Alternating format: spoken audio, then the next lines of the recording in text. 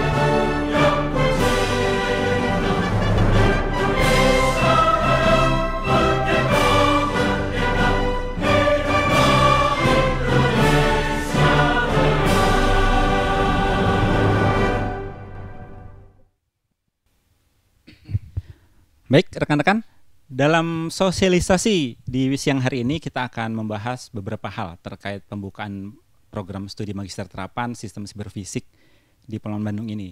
Misalnya terkait apa saja sih yang akan dibahas pada perkuliahan di Sistem Siberfisik ini, lalu kenapa Sistem Siberfisik yang menjadi prodi yang dibuka untuk Magister Terapan. Oleh karena itu, di sini bersama saya sudah hadir dua narasumber yang akan membahas tentang program studi Magister Terapan ini. Yang pertama adalah Direktur Politeknik Manufaktur Bandung, Pak Muhammad Nurdin, dan yang kedua Kaprodi, Ketua Program Studi untuk program Magister Terapan, yaitu Mas Aris Budiarto. Setelah ini kita akan dengarkan pengantar dari Direktur Polman, Pak Nurdin, kemudian nanti akan ada paparan dari Ketua Program Studi Magister Terapan terkait program studi Magister Terapan Sistem Siberfisik ini. Dan nanti setelah itu kita akan buka sesi tanya jawab.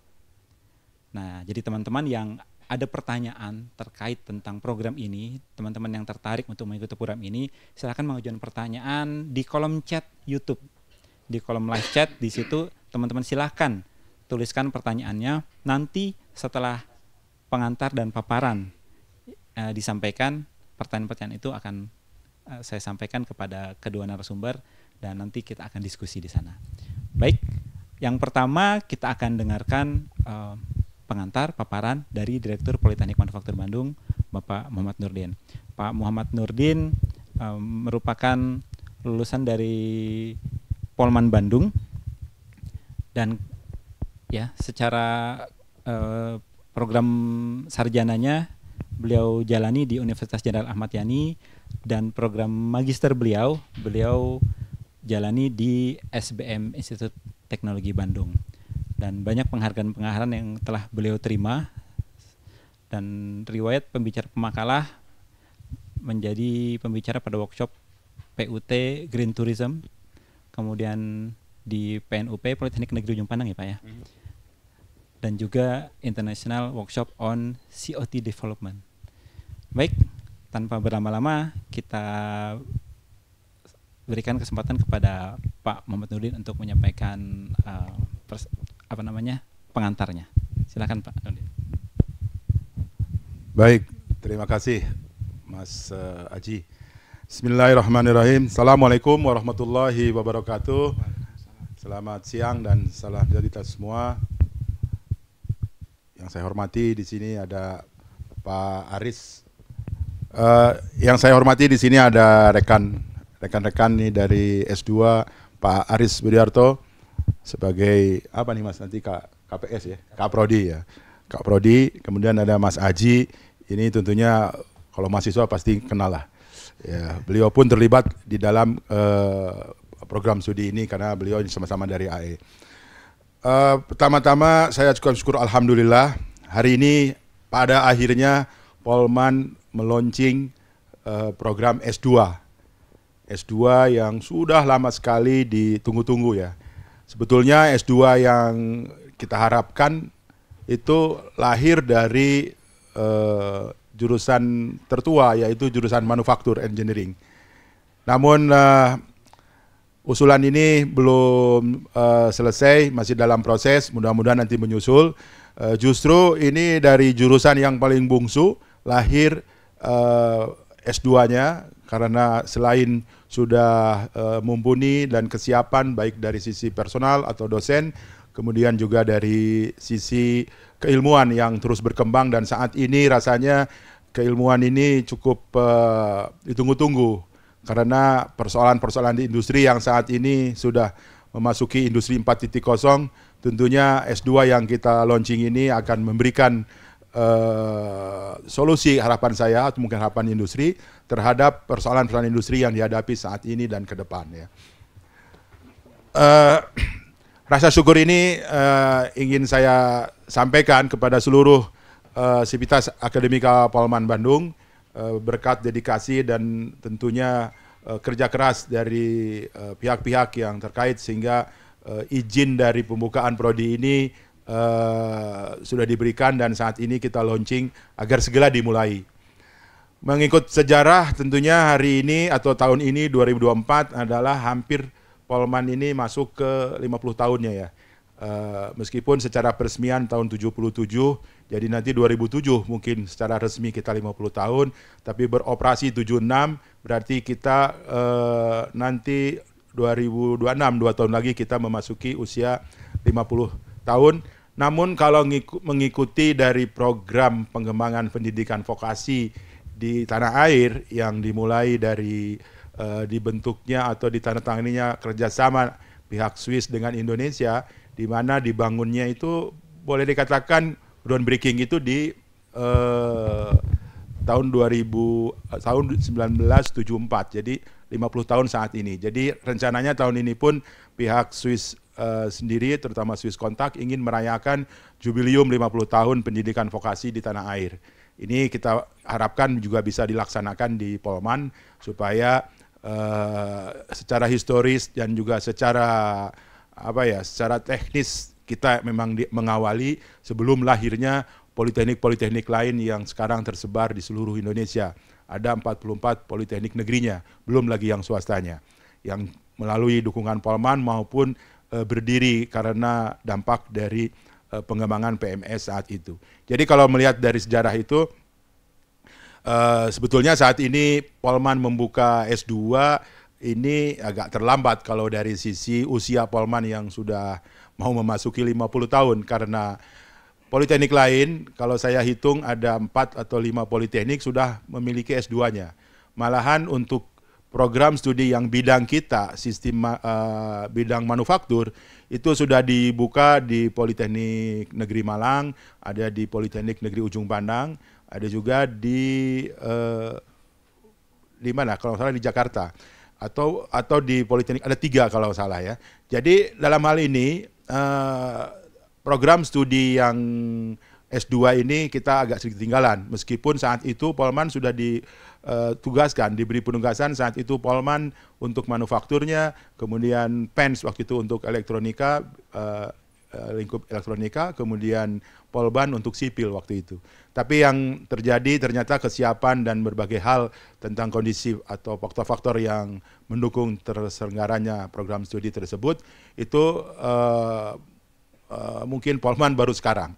Meskipun demikian, tidak dikatakan terlambat, karena alhamdulillah yang muncul ini adalah justru program studi yang tentunya tingkatannya yang saat ini juga belum ada di tempat lain untuk S2, malahan yang akan dibuka itu S3-nya, yaitu di PENS. Jadi ini akan menjadi satu pasangan, S2-nya di Polman, S3-nya di PENS. Mudah-mudahan ini bisa dilakukan kolaborasi. Jadi bagi hadirin sekalian, terutama para alumni Polman yang mudah-mudahan saat ini pun ikut menyaksikan, bahwa kesempatan untuk mengambil jenjang pendidikan yang lebih tinggi lagi, terutama alumni yang tadinya S1-nya atau S1 terapannya atau D4-nya di Polman, itu bisa melanjutkan untuk program S2 ini. Karena S2 ini saya rasa S2 yang cukup inovatif lah menurut saya, karena saat ini industri memerlukan pengembangan teknologi yang utamanya adalah memenuhi industri 4.0 yang saat ini begitu menjadi tren dan menjadi tidak lagi tren tapi menjadi tuntutan. Untuk meningkatkan produktivitas ini, maka pengembangan atau pengembangan implementasi teknologi itu menjadi sangat diperlukan.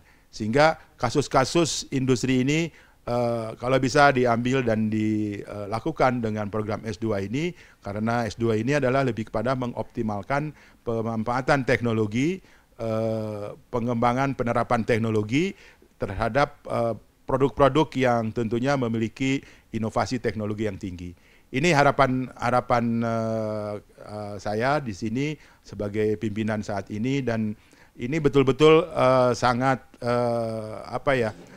mungkin berkesesuaian bahwa kemarin pun di Diksi meluncing S3 terapannya, dan salah satu S3 terapannya itu adalah cyber physics system juga yang bisa nanti berpasangan. Jadi bagi kawan-kawan, teman-teman alumni Polman melanjutkan di sini, kalau S3-nya belum ada di Polman, bisa segera langsung ke S3-nya di PENS yang menjadi sekarang pengusul S3 untuk sistem cyber fisik ini. Ini adalah terobosan menurut saya, dan mudah-mudahan Polman dengan ini sudah memiliki program S2-nya sesuai dengan amanat dari Undang-Undang Nomor 12 Tahun 2012, bahwa pendidikan politeknik itu bisa dari D1 hingga ke S3 terapan. Ya. Mungkin kita adanya sekarang D2, D3, D4, S2. Harapannya tentunya nanti kalau ini tumbuh berkembang bisa dibuka juga S3-nya. Ini adalah harapan kita dan juga harapan seluruh masyarakat, termasuk pemerintah saat ini pun mendukung tentang pengembangan pendidikan vokasi. Kita harus sampai bisa mengisi ke jenjang yang lebih tinggi.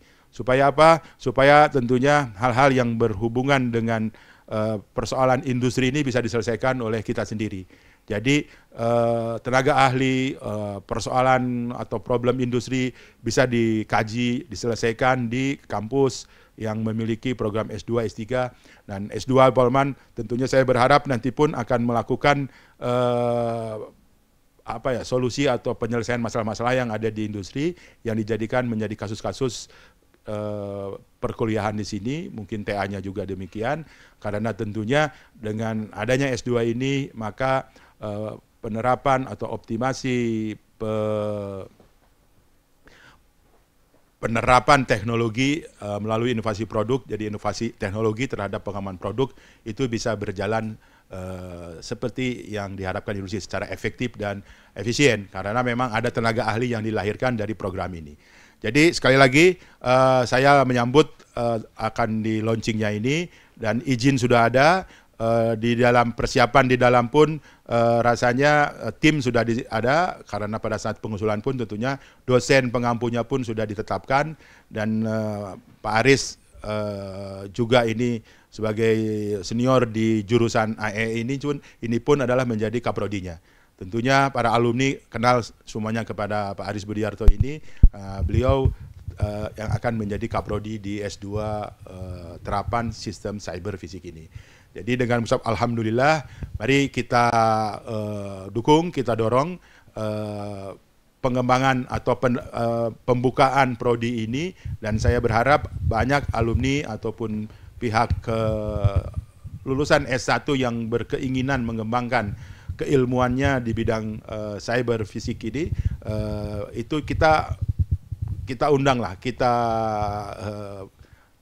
undang untuk bisa bergabung dan belajar di kampus ini. Mudah-mudahan peralatan pun atau alat-alat pendukung infrastruktur lainnya kita kembangkan baik di kampus 1 ini maupun nanti dalam waktu dekat kita punya kampus 2 yang banyak menggunakan atau mengimplementasikan teknologi terbaru yang sifatnya lebih ke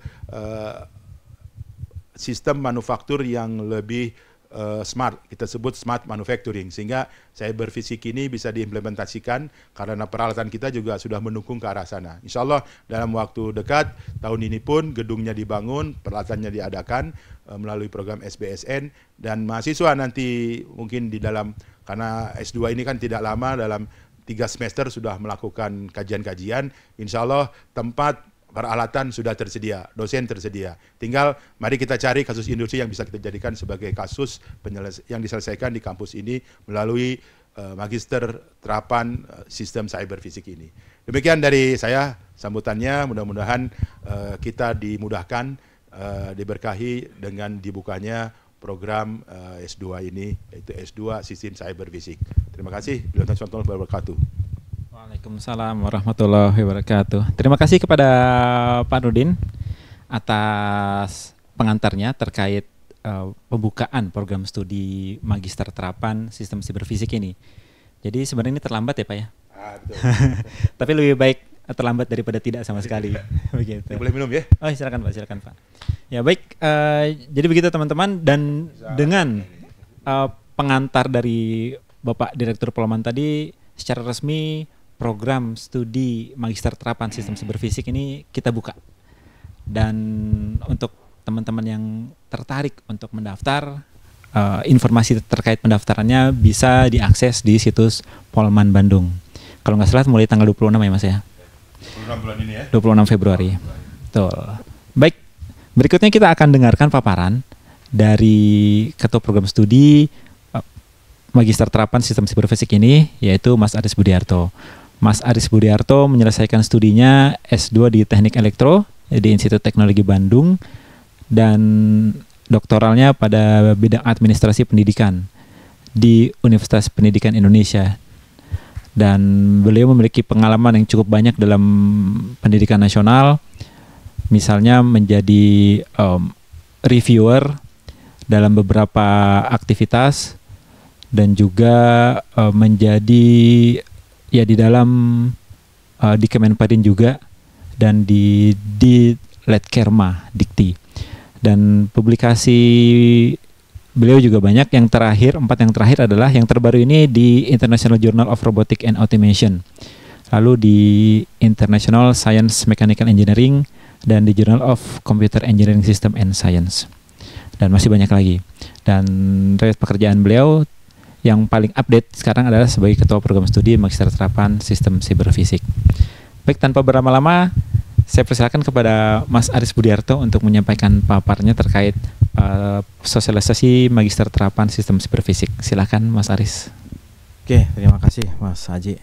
Yang saya hormati Pak Direktur, Pak Muhammad Nurdin. Kemudian yang saya hormati pula Pak Mas Moderator, yaitu Mas Aji Setiawan ya. Terima kasih atas sambutannya dan pembukaannya dari Pak Direktur.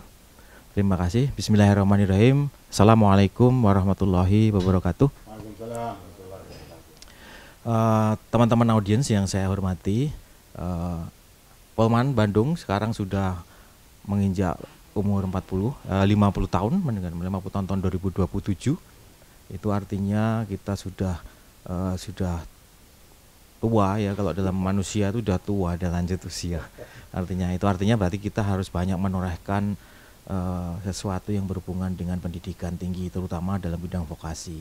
Dan ini alhamdulillah disambut baik dengan prodi teknologi atau prodi di bidang Magister Terapan Sistem Siberfisik atau Cyber Physical System. Cyber Physical System itu sebagai awalan dari S2 Terapan sebagai stimulus bagi Polman tentunya ya, untuk memulai S2 terapan yang lain ya, yang merupakan ciri khas atau cikal bakal dari Polman sendiri saat kita berdiri sebagai unggulan dalam bidang manufaktur. Nah, ini dalam typical cyber system, cyber physical system atau sistem cyber fisik itu adalah prodi yang sebenarnya karena perkembangan ilmu dan teknologi yang semakin pesat sekarang, maka muncullah itu beberapa kajian-kajian yang tentunya salah satunya adalah keperluan tentang cyber physical system atau sistem cyber fisik yang sebenarnya mengintegrasikan dari apa yang disebut dengan dunia digital atau dunia virtual, atau dalam hal ini dalam bentuk besarnya adalah bentuk cyber, dan dunia fisiknya. Jadi gitu. Jadi bagaimana pengintegrasi dari suatu sistem digital atau cyber dalam konteks yang luas dengan sistem fisiknya.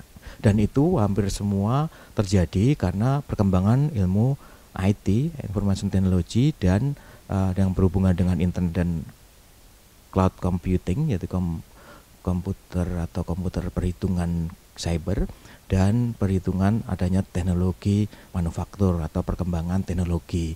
Nah, dari dua itu akhirnya menjadikan tuntutan bagi pelaksanaan pendidikan tinggi untuk memenuhi kompetensi-kompetensi dalam bidang cyber fisik ini. Jadi kira-kira begitu. Nah, itulah Polman mulai dengan magister terapan atau S2 terapannya, yaitu untuk membuka bidang ini. Kemudian yang berhubungan dengan itu adalah kemampuan-kemampuan apa dari sisi ini yang akan kita lakukan, yaitu kemampuan-kemampuan dari mahasiswa yang kita tentunya sesuai dengan KKNI level 8, yaitu adalah pada Perpres nomor 8 2012 itu tentang KKNI, yaitu kemampuan meneliti bagi mahasiswa untuk menyelesaikan masalah-masalah yang berhubungan dengan integrasi sistem antara cyber, antara digital dengan fisik. Kemudian menciptakan karya-karya inovasi. Kemudian yang kedua adalah meningkatkan kemampuan untuk menyelesaikan masalah-masalah yang ada di industri manufaktur sehubungan dengan teknologi yang sudah sangat pesat perkembangannya. Kemudian yang ketiga juga dipakai untuk dalam rangka pengembangan dan penerapan ilmu pengetahuan yang sudah kita miliki, tentunya yang dimulai dari teknik rekayasa mekatronika yang kita miliki dari D4, kemudian teknik rekayasa otomasi manufaktur juga D4, kemudian teknik rekayasa informatika industri, itu salah satunya yang mendukung dari IT. Kemudian dari sisi manufakturnya ada teknik mesin, teknik manufaktur umum, teknik perencanaan manufaktur, bahkan teknik foundry. Itu pun sangat memungkinkan untuk sistem itu dibuat dalam bentuk cyber physical system, dalam sistem cyber fisik. Kemudian apa saja yang kajian-kajian yang akan kita kaji dalam cyber fisik nanti, teman-teman pasti sudah sadar bahwa dalam integrasi sistem bagian dari 4.0 yang menuju ke 5.0 itu salah satunya integrasi sistem itu pasti memerlukan sesuatu pengelolaan integrasi antara sistem fisik beneran real atau sistem fisik berhubungan dengan virtual. Nanti pengendalian secara otomatis akan dilakukan mengintegrasikan antara sistem fisik murni dengan virtual atau dengan cyber ataupun memang cyber fisik. Jadi itu ada beberapa kemungkinan yang akan dikembangkan di sana dalam sisi teknologi, tergantung pada teknologi mana kita terapkan. Intinya pasti di sana akan memerlukan pengolahan data, diperlukan struktur data dalam pelaksanaannya nanti.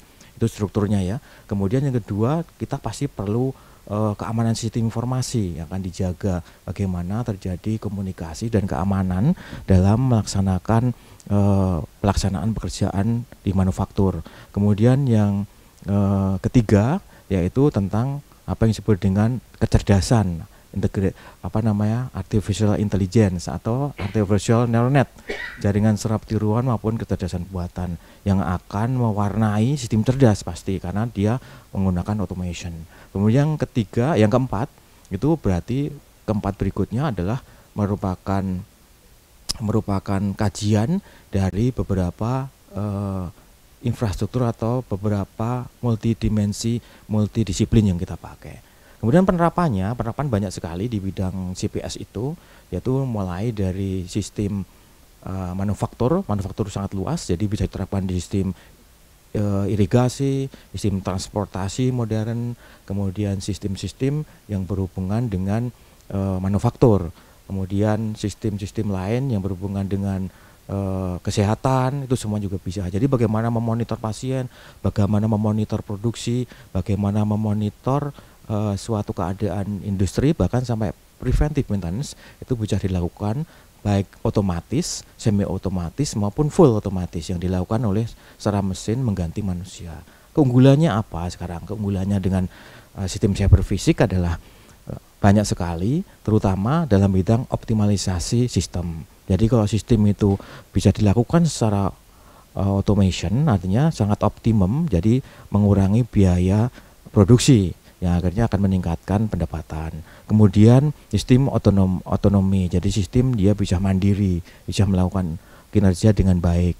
Kemudian lagi dia bisa melakukan sinkronisasi terhadap beberapa sistem-sistem yang sudah ada di sebelumnya. Kemudian lagi apa yang disebut dengan cyber fisik itu adalah kemungkinan berikutnya adalah bisa melakukan komunikasi kemudian dengan beberapa peralatan-peralatan yang kita setting di sana. Jadi manfaat-manfaat itu penting, kemudian efisiensi dalam kinerja itu juga sangat penting dalam industri karena nanti mengurangi kesalahan error dari manusia karena otomatis semua dilakukan, bahkan yang full otomatis dilakukan oleh beberapa software dan beberapa perangkat lunak yang kita desain untuk melakukan pengawasan dan seterusnya. Jadi sistem-sistem itu sudah mewakili kemampuan manusia dan mewakili kesalahan-kesalahan yang mungkin terjadi. Ini dalam jenjang kualifikasi program studi S2 terapan, itu kalau kita perhatikan kita masuknya di jenjang yang S2 itu adalah di jenjang KKNI nomor 8 yaitu Bapak Ibu semua. Itu kalau kita lihat semua juga udah tahu, itu adalah mampu mengembangkan pengetahuan dan teknologi, kemudian mampu memecahkan masalah dan sudah saya jelaskan sebelumnya, dan mampu mengelola riset jadi untuk pengembangan ilmu dan teknologi kita. Kalau kami sebenarnya di Politeknik itu menerapkan ilmu dan pengetahuan. Jadi makanya kami nanti ada 3 semester itu karena memang 70% praktek dan 30% teori. Karena kita memang benar-benar applied science, sistem terapan. Jadi memang S2-nya memang benar-benar penerapan ilmu dan pengetahuan. Makanya tadi Bapak Direktur menyatakan kita mungkin bisa kolaborasi dengan industri, jadi mengambil problem-problem yang dihadapi di industri dalam masalah CPS, nanti akan kita bawa sebagai salah satu penelitian atau pemecahan masalah oleh beberapa mahasiswa yang mengambil bidang industri. Sangat cocok sekali bagi teman-teman yang praktisi industri untuk masuk ke sini, sangat cocok banget itu karena ke depan sistem sudah begitu semua. Jadi kalau kita tidak memulai, kita udah ketinggalan. Negara-negara maju sudah memulainya, sudah lama. Jadi kayak gitu tuh harus kita mulai dari minimal kita sudah memulai membuka baru, meniti baru, dan kita bisa mengaplikasikan dalam bentuk jenjang berikutnya. Tadi Pak Direktur sudah nyampaikan S2-nya bisa di sini, nanti kalau lanjut lagi bisa masuk ke PENS ya Pak ya, S3-nya, kira-kira gitu. Oke, kemudian karakteristik tadi pendidikannya diselenggarakan dalam teknik rekayasa tadi yang berbasis pada pengetahuan manajemen, itu kan banyak juga manajemen fisik, manajemen yang terkait dengan situ. Kemudian siapa saja sebenarnya yang bisa masuk dalam karakteristik ini? Itu sebenarnya semua lulusan atau alumni keteknikan itu sebenarnya mampu di sini karena di situ ada unsur-unsur teknologi, berbasis pada teknologi, kemudian berbasis pada Internet of Things. Jadi itu banyak sekali yang bisa terlibat di sana. Kemudian manajemen juga terjadi karena ada beberapa pelaksanaan manajemen seperti pengelolaan preventive maintenance itu juga banyak dilakukan melalui proses ini. Kemudian memiliki kemampuan untuk mengembangkan teknologi aplikatif tadi sudah, kemudian memiliki perkuliahan teori yang menekan pada kemampuan teknikal tadi sudah saya singgung dan itu sangat penting. Kemudian perkuliahan dan praktek yang menekankan pada terutama pada aplikasi di industri. Kemudian tadi yang bisa disampaikan, yang bisa ikut itu siapa saja? Sebenarnya keteknikan bisa, beberapa sistem teknik hampir semua bisa, karena ini bisa diterapkan di teknik sipil untuk jembatan, katakan kesehatan jembatan, kemudian di teknik kesehatan, orang kesehatan juga bisa, kemudian bagian meteorologi juga bisa. Ada beberapa pengukuran yang sifatnya online gitu, kemudian dinas-dinas irigasi, kemudian dinas-dinas transportasi, dan bahkan di riset sendiri ada. Jadi itu bisa sebenarnya beberapa lulusan-lulusan yang mempunyai basis keteknikan minimal, karena based on matematik, itu bisa ikut dalam prodi ini sebenarnya. Oke, lanjut Mas. Kemudian program studi magister ini dapat diselesaikan dalam 1,5 tahun saja. Kami hanya memakai 40 SKS, 70 praktek, yaitu ada 28 SKS dan 12 SKS teori, ada 30% teori. Ini 3 semester, jadi 2 semester itu teori, maksud saya 2 semester pelaksanaan teori dan praktek di kampus, kemudian 1 semesternya adalah melaksanakan tesis. Kemudian ini juga dilaksanakan secara blended, ada yang online dan ada yang offline gitu. Tapi mostly-nya offline karena kita baru memulai supaya fokus pada pemanfaatan teknologi. Kemudian ini beberapa mata kuliah yang bisa dilihat teman-teman semua, kayaknya semuanya bisa mengikuti meskipun dari basic yang berbeda, yang tekniknya tidak elektro pun bisa itu. Ada beberapa yang memang itu di-applied. Jadi karena ini sifatnya mulai dari piramid automation, itu mulai dari field, yaitu berhubungan dengan sensor, transducer, kemudian valve, sampai akhirnya ke MES, sampai ke ERP, itu untuk piramida automation itu berlaku sampai manajerial. Jadi itu bisa dilakukan dengan CPS. Itu ada beberapa struktur data berhubungan dengan data tadi, komunikasi, kematangan sistem informasi itu sangat penting dalam transfer data, kemudian keteknikan dalam program integrasi sistemnya, dan sistem cerdas, kira-kira itu. Oke, saya pikir itu cukup. Kemudian pelaksanaan pendaftaran. Jadi pendaftaran itu dimulai dari akhir bulan ini, yaitu tanggal 26 kita buka, Bapak Direktur, sampai nanti gelombang 1 itu sampai akhir bulan depan. Jadi kita membuka 3 gelombang. Gelombang 1 itu mulai akhir Februari sampai akhir Maret, kemudian tes di akhir Maret. Kemudian gelombang kedua itu mulai akhir Maret sampai akhir April, itu tes pada akhir April. Kemudian gelombang ketiga itu mulai dari Mei sampai Juni sampai Juli ya. Februari, Maret, April, Mei, Juni ya, Juni, Juli kita adakan sampai ke Juni, Juli itu ke yang ketiga. Gelombang ketiga nanti akhir Juli itu kita tes, dan masing-masing tes dari setiap gelombang itu diumumkan dalam waktu tidak lebih dari seminggu. Kemudian kita mulai semester di awal Agustus, seperti semester baru ya, yang biasa dengan reguler kita. Jadi semester 12 Agustus kita mulai kuliah, 1 minggunya kita mulai mengadakan matrikulasi. Matrikulasi itu penyamaan persepsi, membuat magnetisasi pada teman-teman yang mungkin berbeda dari sisi latar belakang keteknikannya, untuk disamakan dalam waktu seminggu itu. Kira-kira Pak Direktur, kira-kira itu Pak Direktur. Kemudian pelaksanaan seperti biasa. Oke, tadi saya pikir sudah selesai, Mas Aji, penjelasan saya. Mungkin kalau ada yang diskusi atau tanya jawab dari teman-teman semua, silakan. Makasih Mas Aji. Oke, baik. Terima kasih Mas Aris atas paparannya terkait program studi magister terapan ini. Dan ya, ada beberapa pertanyaan nih Mas yang masuk di kolom chat. Tapi sebelum saya membaca yang masuk di kolom chat YouTube, ada pertanyaan juga dari teman saya nih Mas, angkatan saya, Rian Aji. Aji juga. Sama-sama Aji ini. Ada 4 pertanyaan, nggak apa-apa ya Mas, banyak. Yang pertanyaan pertama ini, lulusan magister terapan ini kalau berkarir di mana? Itu yang pertama.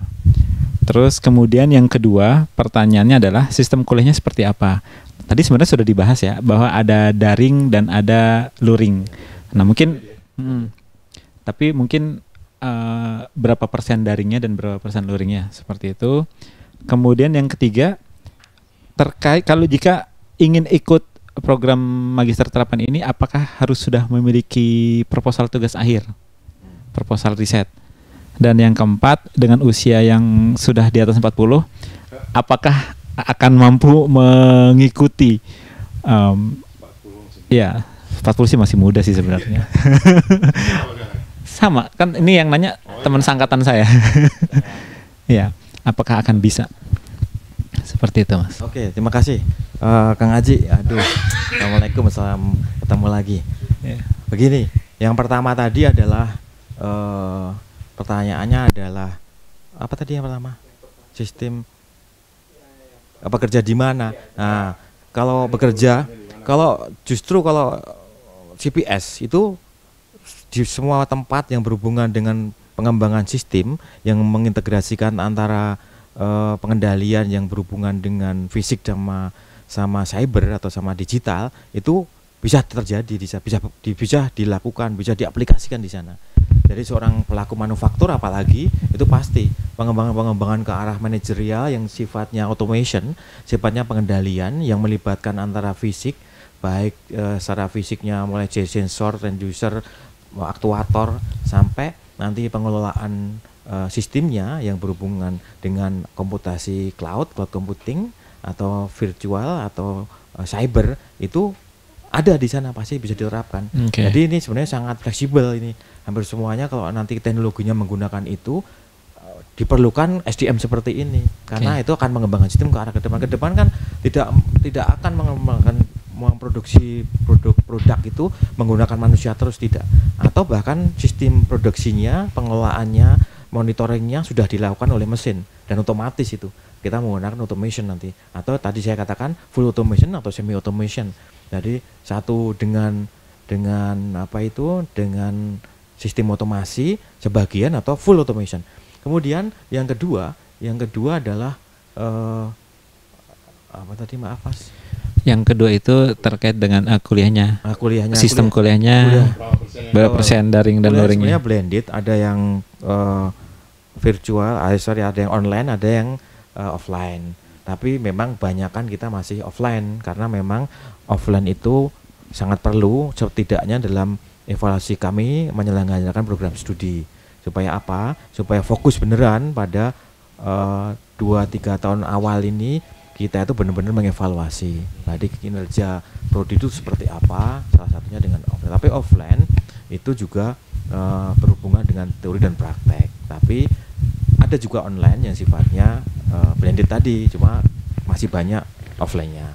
Terus kita memang laksanakan itu, makanya ada surat pernyataan dari pimpinan institusi kalau mereka itu bekerja atau calonnya itu bekerja di industri supaya dapat izin, memang dapat izin untuk kuliah gitu. Jadi kalau offline pun tidak masalah gitu. Tadi jangan online full gitu, tapi ada.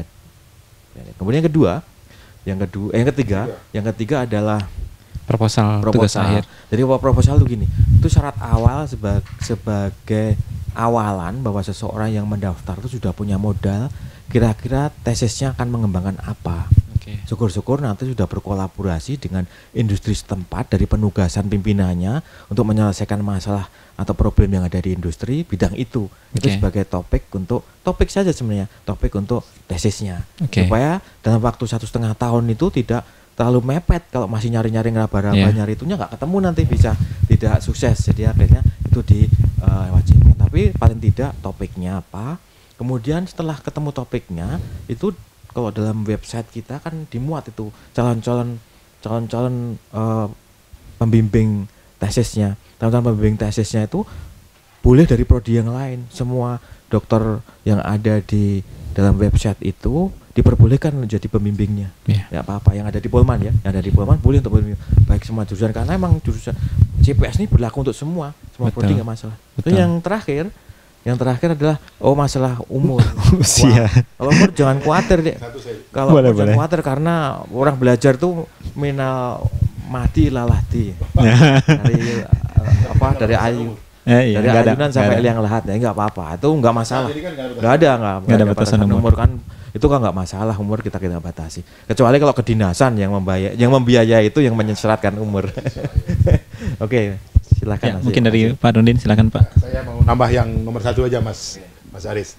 Jadi akhir tahun lalu saya kebetulan berkesempatan melihat perguruan tinggi di Cina yang bidangnya manufaktur, LVTC ya, Yuzhou Vocational Technical College.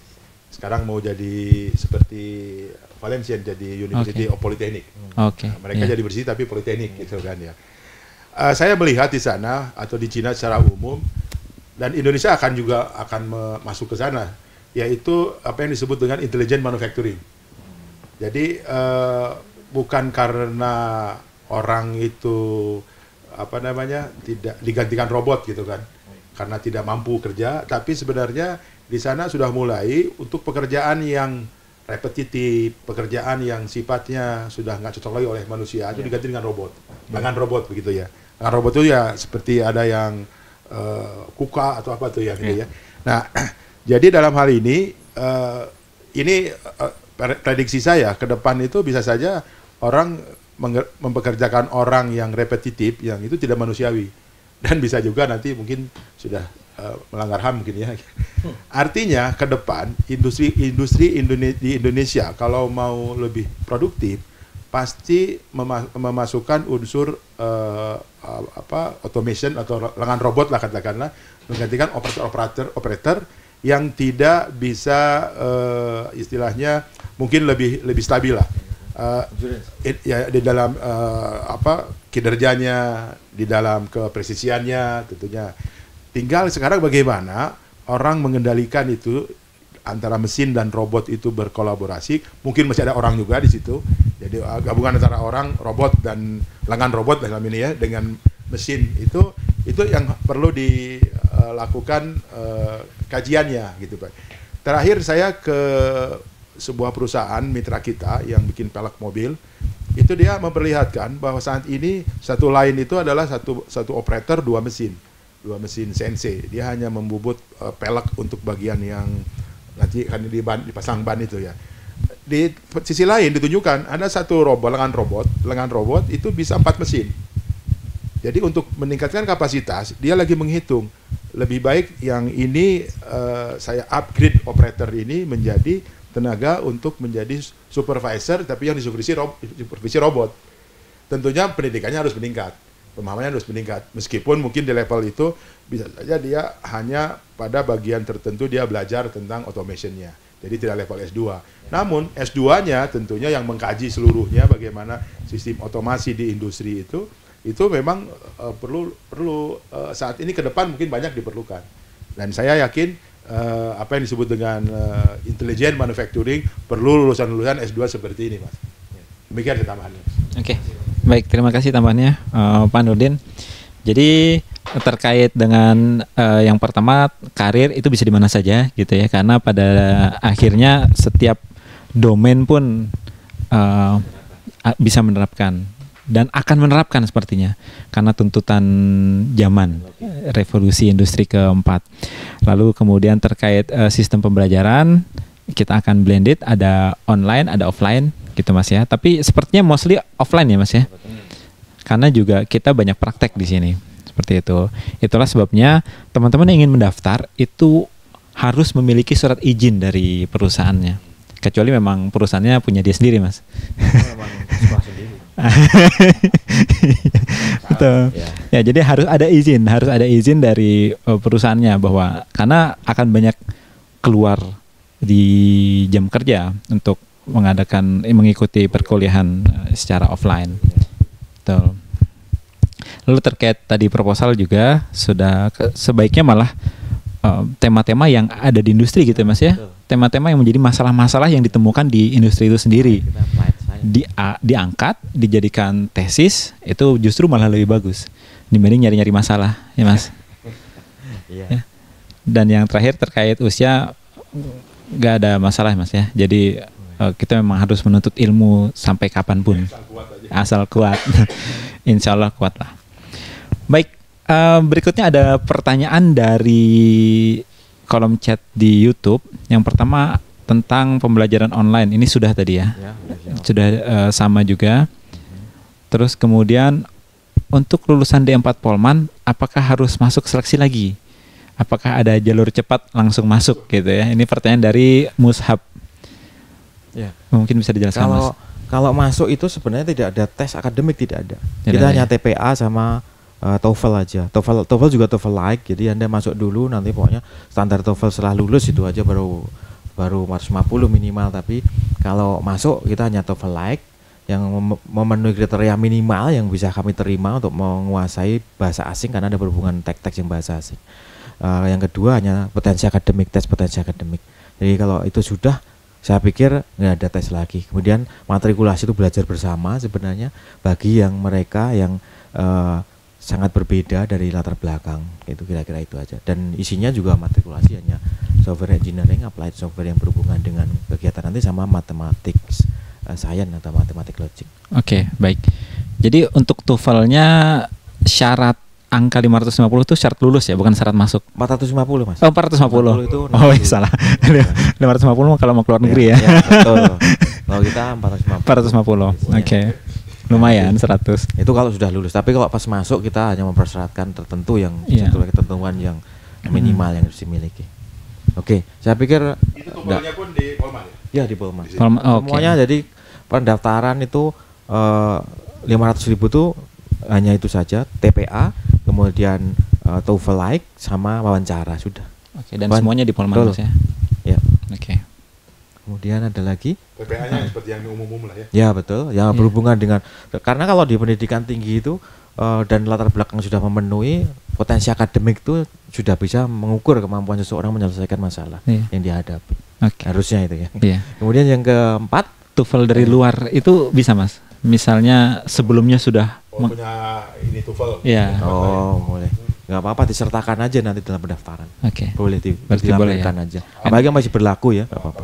Ini ada pertanyaan juga soalnya dari Mbak Ayun di. Iya. Kemudian ada juga pertanyaan berikutnya dari YouTube. Selamat siang Pak Nurdin dan Mas Aris. Adakah peluang beasiswa untuk S2 terapan ini? Mengingat jurusannya baru dibuka tahun ini. Ya, beasiswa kita sedang mengajukan untuk BPPS, beasiswa penyelenggara ya. Semoga nanti kita dapat. Tapi memang periode pengajuannya kan bareng, jadi kita pas membukaannya ya belum ada. Mungkin ke depan kita moga-moga segera turun, kita bisa dapat beasiswa penyelenggara BPPS. Tapi kalau enggak, beasiswa dari perusahaan biasanya nanti kita juga buka dengan kolaborasi Polman cukup banyak dengan industri, itu akhirnya sebenarnya sangat memungkinkan beasiswa-beasiswa itu dari industri. Insya Allah. Baik. Berarti kalau untuk PPPS belum ada untuk tahun ini gitu Mas ya. Kecuali beasiswa pengirim ya. Beasiswa pengirim itu beasiswa dari pengirim perusahaan BPPS sendiri ya. Atau perguruan tinggi. Ya. Kan banyak dosen-dosen juga, calon dosen juga. Iya betul. BPPS. Ya, untuk teman-teman yang berencana menjadi calon dosen di perguruan tinggi lain, BPPS. Negeri dan swasta ya. Betul. Sebenarnya dari Bang Fama. Bang Fama. Father and Mother. Fama. Beasiswa DAD. DAD, Dad. Oh iya. Bapak. Oke, baik. Kemudian ada pertanyaan lagi. Tadi itu pertanyaan dari Rizky Fadilah. Kemudian pertanyaan berikutnya dari Rian Septiana. Ini yang nanya R semua nih. Rizky, Rian, Rizky juga gitu. Ada Rayu ya. Rayu. Raden Ayu. Ya. Bismillah, perkenalkan nama saya Rian, ingin bertanya. Dikarenakan program ini masih sangat baru bagi Polman, untuk menghindari dari stigma kelinci, bagaimana cara Polman untuk menjamin mahasiswa yang telah menyelesaikan program master di Polman ini bisa bersaing dengan mahasiswa magister di perguruan vokasi yang lain? Terus kemudian apa yang menjadi pertimbangan industri untuk lebih mengutamakan mahasiswa dari program magister dibandingkan dengan program sarjana yang berasal dari jurusan yang sama? Bisa dipahami pertanyaannya Mas? Bisa. Atau saya ulangi lagi? Ya, udah. Bisa ya? Ya, kalau masalah persaingan dengan istilahnya apa, jaminan keberhasilan dari suatu program magister kita, ya harus apple to apple. Jadi artinya dengan prodi yang sama atau mirip dengan kita baru kita bisa bandingkan. Tapi artinya kalau kita baru bukan berarti kita tidak mampu, karena kan tadi sudah saya sampaikan prodi kami itu mengembangkan prodi manufaktur yang berhubungan dengan tindak lanjut dari 4.0 sebenarnya, mulai dari system integration, big data, kemudian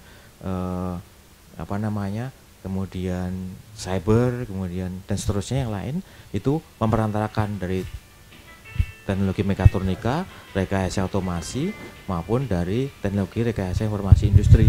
Jadi dari berbekal dari lulusan-lulusan yang kami miliki itu harusnya kami lebih pengalaman, lebih tahu tentang seluk-beluk tentang manufaktur atau cyber yang ada dalam fisik, dalam suatu bentuk fisik cybernya gitu, bentuk fisik cyber yang akan kita pelajari.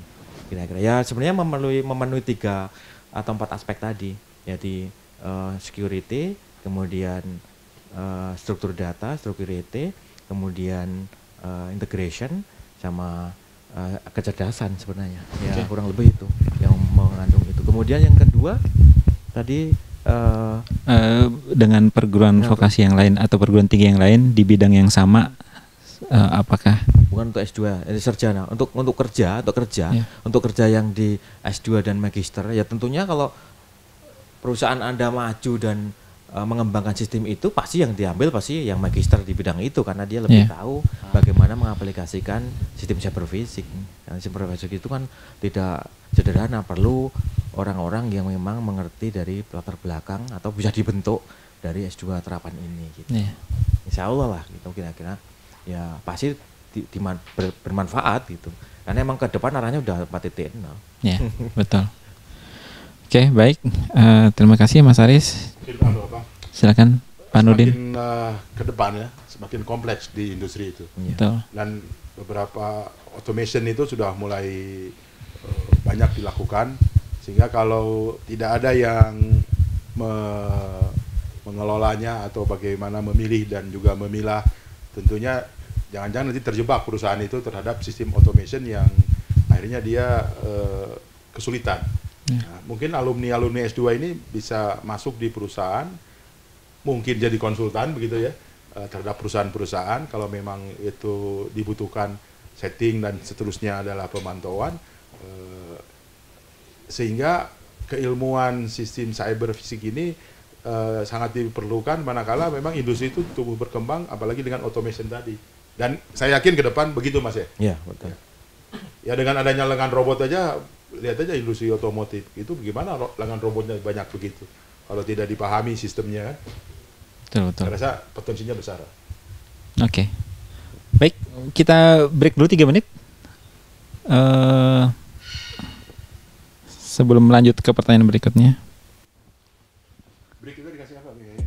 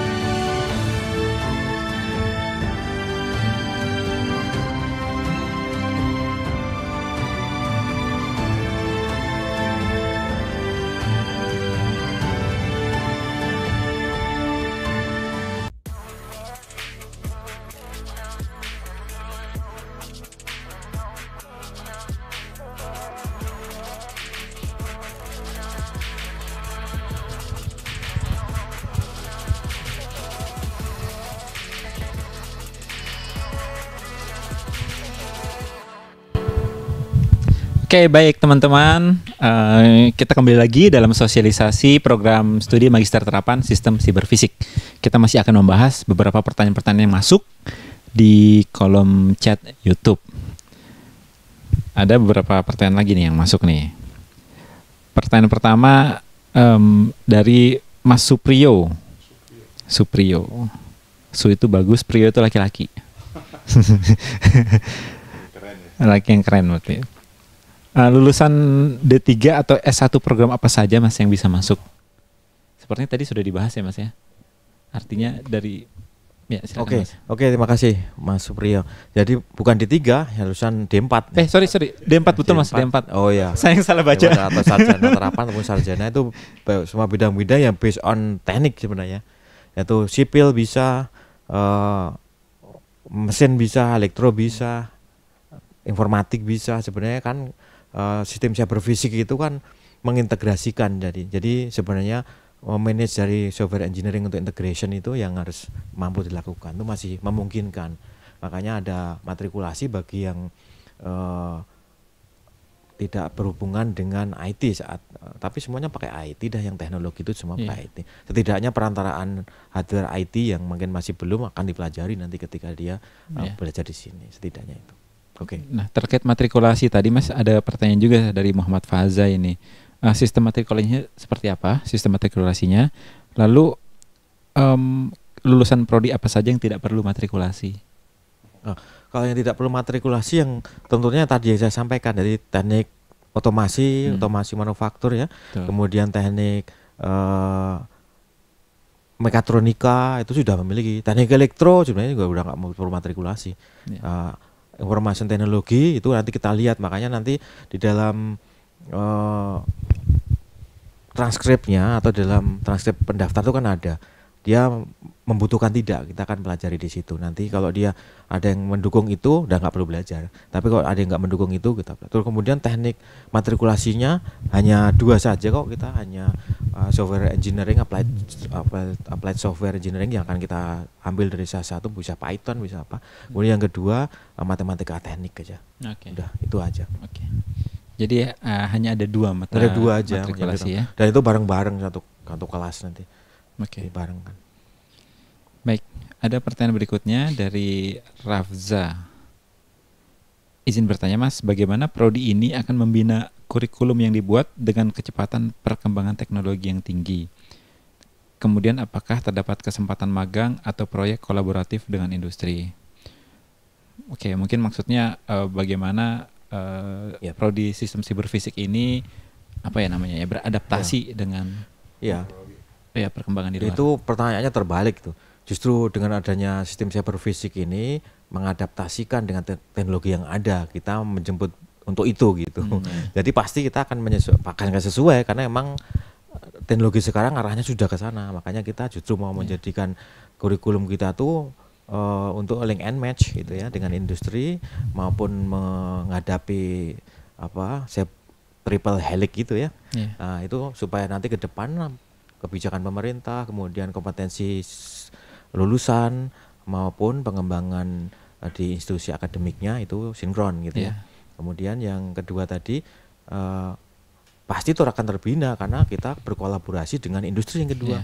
Dan makanya diharapkan kita mempunyai topik yang ketika mengajukan itu tujuannya bagi mereka teman-teman yang sudah pekerja, kemudian sudah karyawan mau melanjutkan sekolah atau naik jenjang level berikutnya sebagai manajemen atau ERP enterprise gitu ya, enterprise resource planning gitu ya, itu sudah memulai mengerti masalah ini. Jadi makanya nanti disetujui industri, disekolahkan industri, dapat izin, apalagi dibayari, nah itu menyelesaikan masalah yang dia miliki. Begitu. Betul. Itu lebih bagus. Jadi memang prodi ini muncul memang untuk menjawab tantangan zaman gitu ya. Betul. Itu ya, karena betul. Revolusi industri 4.0 tadi itu Mas ya. Oke. Berikutnya pertanyaan dari Murti Anggraini. Ini sepertinya saya kenal namanya ini. Alumni baru kayaknya. Mohon izin bertanya Mas, bagaimana rencana pengembangan program ini dalam 5 tahun ke depan? Termasuk inisiatif baru, kemitraan industri dan peningkatan pendidikan dalam bidang cyber physical system? Kira-kira dalam 5 tahun ke depan. Mungkin roadmap mungkin yang ditanya Mas. Kalau kita tuh masih Arahnya. dalam 5 tahun ke depan itu teknologi di Indonesia itu masih online, bahkan mungkin dalam 10 tahun ke depan ya, kalau perkembangan kita bagus itu masih memungkinkan. Kita justru kita tuh merancang menghadapi 2045 2050 ketika Indonesia nanti menjadi bonus demografi, itu kita harus memulai pengayaan 4.0 pada bidang sektor-sektor untuk meningkatkan produktivitas dan meningkatkan lapangan kerja. Memang automation itu akan mengurangi jumlah pekerja, tapi dari sisi yang lain pengembangan teknologinya juga kalah untuk menerima pekerja atau karyawan yang baru pada pengembangan sistemnya gitu. Terus kemudian hanya mengantisipasi atau mengalahkan atau mengurangi tingkat kesalahan atau error yang tadi mungkin Pak Nurdin sudah katakan tadi repetitif, kemudian dari sisi endurance dan seterusnya itu akan diatasi secara otomatis oleh mesin ya. Mesin gitu aja sih sebenarnya. Oke. Baik. Ini ada pertanyaan bagus Mas. Karena yang mengajukan namanya bagus. Apakah program magister terapan ini dapat sebanding dengan program magister reguler, khususnya untuk menjadi dosen di institut atau di universitas, serta untuk melanjutkan studi S3? Sebenarnya ini juga sudah dibahas tadi ya, bahwa ini memang selevel, setara gitu ya. Iya, justru kalau S3, S2 terapan tuh kajiannya tidak lebih gampang dari yang akademis ya. Yang akademis bisa studi literatur atau pembandingan sesuatu yang sifatnya originalitas, kemudian komprehensif, kemudian novelty gitu ya. Kalau ini selain itu semua juga dia originalitas penting itu karena dia menyelesaikan masalah langsung. Terapan itu, dari terapan itu memenuhi kriteria yang latar belakang seseorang tidak memiliki, itu harus mulai mengenal, tidak bisa hanya mengambil di tengah-tengah, karena dia harus mengerti fondasinya apa ketika dia membuat sesuatu gitu. Nah itu, tapi bukan berarti yang terbatas pada semua orang, tapi dari sisi manajerial, sisi ini kan bisa. Setidaknya mereka terbentuk dengan sistem cyber fisik ini, mereka akan memahami untuk mengembangkan teknologi yang ada di perusahaannya. Sedikit saya tambahin Mas Aris. Ya. Jadi untuk dosen tadi ya, S2 terapan tentunya cocok kalau dosen politeknik itu S2 juga terapan ya. Dan ini harapannya tentunya nanti kan politeknik ini akan dikembangkan terus, entah prodinya, entah jumlahnya. Kalau sudah memenuhi, ini pemerintah melalui Direktorat Jenderal Pendidikan Tinggi Vokasi nanti bisa akan diterapkan untuk dosen politeknik S2-nya harus S2 terapan. Nanti bisa ke sana. Kalau sekarang mau diberlakukan seperti itu kurang betul. Karena jumlah prodinya pun belum banyak. Mungkin satu saat akan seperti itu. Jadi kalau misalkan kami pun di sini mau menerima calon dosen yang sudah S2 begitu, tentunya kalau S2-nya S2 terapan itu akan punya nilai tambah lebih. Karena kita akan menyadari bahwa dia sudah belajar pada situasi terapannya sudah ada gitu. Jadi rasanya kalau jadi dosen politeknik S2 terapan akan menjadi lebih baik, lebih diminati lah begitu. Kalau belum diwajibkan gitu ya. Belum diwajibkan ya. Mungkin akan ke arah sana gitu. Nantinya ya, begitu. Ya. Baik, ini pertanyaan berikutnya mungkin untuk Pak Nurdin ya. Jadi ya ini kan program magister terapan pertama di Polman. Nah, apakah berikutnya Polman akan membuka program magister terapan lainnya dan program apa saja? Baik, sebetulnya yang kemarin didorong itu ada 2. Jadi satu yang sudah didorong duluan adalah program S2 terapan untuk apa namanya manufaktur ya. Sistem manufaktur kalau nggak salah. Sistem manufaktur ya. Dan saat itu sejak Polman ikut proyek PDP itu sekitar 2015-an ya, itu sudah diminta ikut karena semua didorong yang dapat hibah PDP itu untuk mengajukan S2-nya. Sehingga nomenklaturnya pun dibuka. Tidak hanya manufaktur ya, waktu itu juga ada perhotelan, ada 5 sektor.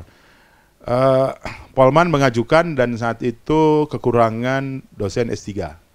Ya. Sehingga izinnya tidak diberikan, kemudian malah lahirlah 3 atau 4 prodi yang jurusan mesin gitu membuat program studi sistem manufaktur tersebut. Nah, saat ini Polman sebenarnya tadinya ngajukan 2, sistem manufaktur dengan sistem cyber fisik ini. Namun kesiapan tim dan juga penyelesaian administrasi usulannya ini kalah cepat nih. Yang sistem cyber fisik ini lebih cepat, lebih duluan. Mungkin semangat muda kali, karena yang satu program studi jurusan yang tua, ini jurusan muda kali ya. Sebenarnya kalau di politeknik lain nggak muda juga, 95 masih ya jurusan ini ya. Iya. Jadi kita ini sebenarnya terlambat berkembang sebetulnya ya. Jadi S2 yang akan didorong yang berikutnya adalah mungkin dalam waktu dekat adalah yang di jurusan manufaktur engineering atau di teknik manufaktur ya. Itu lebih ke sistem manufaktur. Dan itu sudah ada di tempat lain, prodi yang namanya yang sama itu sudah dibuka. Ya. Dan rata-rata mereka heran loh, mestinya kalau bicara manufaktur adanya di Polman lah gitu ya. Jadi sebetulnya kita pun rada apa ya malu juga lah. Kita bidangnya yang menggeluti selain politeknik yang paling tua, bidangnya manufaktur, kok S2 manufakturnya nggak keluar gitu kan ya. Jadi saya berharap mudah-mudahan ini pun jadi dorongan bagi tim di jurusan teknik manufaktur atau manufacturing engineering untuk segera menyelesaikan proposalnya dan kita ajukan, nomenklatur nggak ada masalah, dosen sekarang sudah tidak masalah juga, karena prodi yang ini itu adalah gabungan dari jurusan teknik manufaktur dan desain dan perancangan manufaktur. Jurusan berarti ya? Dua jurusan bergabung bikin S2 ini. Nanti kalau punya 2 S2, ya mudah-mudahan kita bisa bikin pasca sarjana jadinya ya, ada ininya. Rasanya begitu, karena Polman kalau dibandingkan dengan Polikuliahan cukup ketinggalan, dan saya berharap seterusnya mumpung juga infrastruktur kita sudah mulai dapat tambahan ya, adanya kampus 2, itu bisa dikembangkan lah ilmu-ilmu yang dibutuhkan industri, baik dari sisi ragamnya maupun levelnya. Ya, levelnya itu ya mungkin ada yang D3, D4, S2 begitu. Dan berharap kalau sudah ada itu ya S3-nya juga dapat gitu. Okay. Karena kemarin diminta setiap politeknik harus bikin roadmap kapan akan membuka S3-nya. Ya. Karena ini tuh ada awalnya sih ada isu bahwa politeknik cukuplah sampai S2, S3-nya gabung ke universitas gitu. Ya, tapi enggak, undang-undang mengamanatkan, Undang-Undang 12 nomor 12 tentang Undang-Undang Pendidikan Tinggi ya. Itu bahwa politeknik ini sebenarnya atau pendidikan vokasi ini dia punya mulai dari D1 sampai S3 itu boleh gitu. Membuka gitu kan ya. Beda dengan universitas atau institut.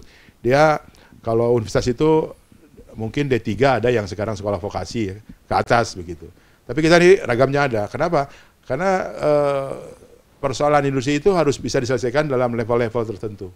Ya, mungkin untuk level yang di bawahnya ada tersedia dan pasti lebih banyak mahasiswanya, semakin atas pun ada. Kenapa seperti itu? Ya kalau kita memang mau tadi ya Indonesia Emas 2045, di mana saat ini program hilirisasi katakanlah itu memerlukan teknologi-teknologi baru ataupun pemanfaatan teknologi yang benar sesuai dengan kebutuhan. Jadi tidak overspec pengambilan katakanlah sistem atau teknologinya, tapi betul-betul yang sesuai dengan kebutuhannya sehingga perusahaan itu bisa berjalan secara efektif dan efisien. Maka perusahaan itu menjadi lebih kompetitif, menjadi lebih berdaya saing begitu, karena memang pas gitu pengambilan teknologinya. Kira-kira itu mungkin. Oke. Ya, baik. Jadi intinya bahwa nanti di Polman akan dibuka lagi program magister yang lain, mudah-mudahan tahun depan ya, berturut-turut berarti Pak. Iya. Oke, berturut-turut, dan setelah dibuka magister terapan sistem manufaktur mungkin akan ada S3 atau S2 terapan lainnya seperti itu ya. Intinya Polman tidak akan berhenti di sini gitu ya. Polman akan terus berkembang dan terus berkembang gitu ya. Meskipun tadi di state oleh Pak Nurdin bahwa kita agak terlambat nih, tapi nggak apa-apa. Yang penting kita juga ikut berjalan seperti itu. Baik, ini ada pertanyaan, sepertinya beliau bekerja di perusahaan Jepang. Beliau mengatakan agak susah izin kuliah. Nah, apakah akan dibuka S2 kelas karyawan? Apa istilahnya S2 S2 kelas paralel gitu ya. Kelas apa ya? Kelas Ya. karyawan ya. Kelas karyawan. Itu dari siapa pertanyaannya? Dari Ivan. Oke, Kang Ivan. Terima kasih pertanyaannya. Sebenarnya kita pernah mau membuat jenis model kelas yang khusus tadi untuk karyawan. Tapi harus kita lihat berapa banyak peminat gitu ya. Nah. Kalau itu mau nanti memungkinkan kuota memenuhi peminat, ya akan kita ikuti. Tapi kalau memang tidak, ya kita harus kembali lagi pada marwah yang kita buat. Ada rencana Karena awal. kalau dari Pada hitah, Mas. iya, dari kita kalau nanti online full itu memang dengan konsekuensi yang cukup banyak dan harus ada beberapa peminat gitu ya. Kalau enggak nanti, karena dalam pelaksanaan perencanaan pendidikan itu kan pendidikan tinggi itu kan akan sama ongkosnya untuk pelaksanaan baik dari mahasiswanya sedikit maupun banyak. Jadi ada kriteria-kriteria yang masih turnovernya masih sama. Jadi sayang kalau pesertanya sedikit tapi pelaksanaannya itu berarti harganya mahal gitu ya. Sayang gitu. Tapi kalau emang ada kerjasama dengan industri tertentu atau kelas khusus dengan industri, nah itu mungkin kita nanti laksanakan. Itu penjajakan aja ke depan nggak apa-apa. Kan memang kemarin juga ada beberapa. Kalau untuk kita kumpulkan jadi memenuhi kuota nanti ya kita buka. Ya, Oke. gitu. Jadi coba saja Ya. daftar saja gitu ya. Nanti pada saat interview mungkin bisa disampaikan gitu ya. Ya, tapi kalau sekarang kayaknya Enggak ya? belum, karena Belum ya? memang sekarang itu belum ada, belum belum banyak yang kita milih, hanya beberapa aja. Tapi Iya, kan iya. maksudnya ke depan jika Oh, ke ternyata depan. berkembang banyak yang meminati, Iya. ya itu kita akan buka Oke. insyaallah. Gitu, Mas. Ya, jadi begitu Mas Ivan, Mas Adrian juga ini bertanya hal yang sama. Jadi apa? Udah 2 orang tuh. Ini 2 orang nih, Online. sudah ada 2 orang setengahnya yang mau daftar kelas karyawan. Tinggal tambah lagi. Ya, tolong bawa teman-temannya gitu ya. Tolong ajak temannya gitu ya untuk akhirnya nanti kita bisa bikin memenuhi kuota. Kuotanya berapa Mas kira-kira Mas? Kalau pelaksanaan prodi itu setidaknya dari pada satu kemarin paling tidak setengah kapasitas. Setengah itu berarti 12 itu ya. minimal itu yang harus kita bisa Iya. laksanakan. Kalau awal-awal ya. Iya. Jadi ngajak lagi 10 ya. Ya, berarti Mas Ivan dan Mas Andrian nih silakan ngajak 10 orang lagi. Baru bisa kita buka. Begitu. Iya, tapi masih bisa memungkinkan kalau industri memang menuntut itu biasanya. Tapi dia tidak mau juga karyawannya meninggalkan pekerjaannya gitu lah. Iya. Ya biasa akhirnya. Jadi kita memang bisa kita jadikan ke depan nanti. Rencana ke depan. Makasih. Iya. Baik. Kemudian ini terkait praktikum. Tadi saya melihat ada mata kuliah praktek. Nah, sistem prakteknya seperti apa? Ini maksudnya mungkin apakah mengikuti modul atau mengerjakan riset seperti itu? Kalau di magister itu ya kemandirian. Jadi memang ada modul-modul khusus tapi tetap dalam pengembangan itu originalitas, novelty, innovation itu sangat diperlukan bagi seseorang. Gitu kira-kira itu. Tidak seperti di tingkat diploma 3, diploma 4 yang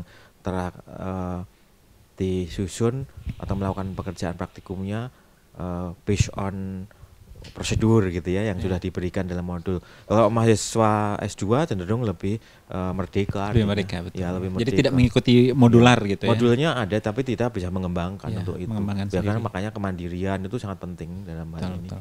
Dan itu yang menyebabkan dia bisa online, itu bisa daring dan seterusnya. Iya. Itu karena dia ada yang sifatnya seperti itu. Oke, oke. Boleh. Makanya nanti kita akan melakukan secara blended seperti itu Ya, Mas ya. betul. Mas. Ya, Ya, gitu. ya. Lalu ada pertanyaan berikutnya nih Mas. Kenapa AE membuka magister Cyber Physical System bukan bidang yang lain? Loh, karena memang tadi kerunutan dari program-program yang kita miliki dari prodi-prodi D4 yang kita miliki. Itu Itu arah pengembangannya arah ke sana. pengembangannya ke arah Yang- sana ya. Yang kedua, arah pengembangan manufaktur. Arah pengembangan manufaktur itu kan integrated system Iya. yang mengintegrasikan secara harmonis fisik dengan digital kan Iya. gitu. Dan itu nanti terkendali secara automation. Tidak hanya IoT saja 4.0 tapi automation yang meliputi dengan cyber yang cukup Iya. luas. Oh, Nah, berarti kalau kita punya sekarang ada mekatronika, ada otomasi dan ada informatika industri, memang ujungnya adalah ke cyber physical Iya, system dalam, ini. dalam sistem kendali. Ya, dalam Tapi sistem dalam kendali. sistem kendali kan mengakomodir bentuk yang lain seperti bidang-bidang terapan, Iya. yaitu manufaktur, kemudian kesehatan, Ah, kemudian iya. infrastruktur, Betul, sipil. Nah, itu semua bisa masuk gitu. dengan pengendalian itu gitu sebenarnya. Semuanya. Nah, betul gitu. Karena ya, memang Mas. tuntutannya memang seperti itu. Ya, berarti memang mengerucut akhirnya. Ya. Tidak hanya di bidang mekatronika, bidang kendali, tapi semua penerapannya penerapannya akan masuk itu cyber physical sistem cyber fisik. Secara ideal harusnya S2-nya yang tadi saya sebutkan yang akan dibuka. Oh iya. Baru yang ini gitu ya. Itu lebih ke fisikalnya kan, ya, sistem manufakturnya. Ya, apa-apalah kita dibalik sedikit lah. Ya. Sepertinya sudah tidak ada pertanyaan lagi dari halayak, dari YouTube dan WhatsApp. Jadi intinya adalah bahwa prodi ini memang dibangun atau dibentuk sebagai sebuah tantangan, menjawab tantangan zaman, bahwa sekarang di semua sektor industri kita membutuhkan menjawab untuk revolusi industri 4.0 tadi. Dan artinya untuk semua domain keteknikan itu bisa mendaftar ke prodi ini, seperti itu Mas ya. Tapi nanti untuk prodi-prodi di luar mekatronika, elektro, dan otomasi akan ada beberapa 2 mata kuliah matrikulasi yang perlu dijalankan. Dan ya dengan acara ini, sosialisasi program studi magister terapan ini secara resmi, program studi magister terapan itu dibuka dan pendaftarannya akan dimulai pada tanggal 26 Februari nanti. Dan kita akan ada 3 gelombang pendaftaran. Teman-teman semua yang berminat untuk menjadi mahasiswa atau mahasiswi juga ya di program ini, nanti bisa melihat ke situsnya Polman Bandung di pascasarjana.polman Bandung ya, pascasarjana.polman Bandung. Oh ya, ACID. Seperti itu. Mungkin itu yang bisa kita sampaikan di siang hari ini. Mungkin ada sedikit closing statement dari Pak Nurdin atau Mas Aris. Mas Aris. Semoga dengan adanya dibukanya S2 terapan sistem cyber fisik ini menjadikan terapan di manufaktur lebih pada bidang yang sesungguhnya, pada realitas yang sesungguhnya yang akan kita hadapi beberapa tahun ke depan. Amin, gitu aja. Amin. Oke, kalau dari saya tentunya kami mengajak semua, terutama sivitas alumni Polman Bandung yang sudah D4 atau dimanapun kembali ke kampus untuk bersama-sama dengan Polman berkembang dengan teknologi yang terkini saya rasa saat ini ya. Cyber fisik ini adalah menggabungkan tadi kata Pak Hasan antara fisikal yang di sistem manufaktur itu dengan sistem cybernya, bagaimana itu dirancang, dikendalikan dan dikembangkan. Rasanya tantangan teknologi ke Polman baik dari industri yang kenapa hilang? Oh betul. Baik, saya ulangi ya. Jadi kami mengajak seluruh alumni Polman untuk bergabung dalam program studi ini, S2 terapan ini. Sama-sama kita akan selesaikan persoalan industri, dan Polman pun dengan hadirnya S2 terapan ini berharap juga kerjasama dengan industri yang saat ini problem-problem yang sifatnya di level ini bisa diselesaikan. Sehingga nanti mahasiswa yang masuk di sini akan kita libatkan juga di dalam penyelesaian kasus-kasus yang mungkin dihadapi Polman saat ini dalam penyelesaian tentang industri, terutama industri manufaktur yang sifatnya sudah masuk ke level disebutnya intelligent manufacturing atau smart manufacturing. Mudah-mudahan kita bisa berkolaborasi dan kita diundangkan untuk menjalankan semua ini. Terima kasih. Baik, terima kasih. Demikian teman-teman semua, sosialisasi program studi magister terapan untuk sistem siberfisik yang akan dibuka di Polman Bandung ini merupakan sebuah tonggak baru bagi Polman. Kita membuka program studi magister terapan, dan insya Allah tonggak ini tidak hanya satu, kita akan memiliki tonggak-tonggak yang lain, dan tonggak lainnya juga pembukaan kampus baru ya Mas, pembukaan kampus 2 Politeknik Manufaktur Bandung di Majalengka. Baik, terima kasih atas paparannya Pak Nurdin dan Mas Ars Budiarto, dan saya sebagai moderator mohon maaf jika ada kesalahan kata-kata yang kurang berkenan untuk teman-teman semua. Mari kita akhiri perjumpaan kita ini dengan alhamdulillah alamin. Terima kasih atas kehadirannya dan pertanyaannya dan antusiasmenya. Kita mungkin akan berjumpa dalam program-program yang lainnya. Selamat sore, assalamualaikum warahmatullahi wabarakatuh.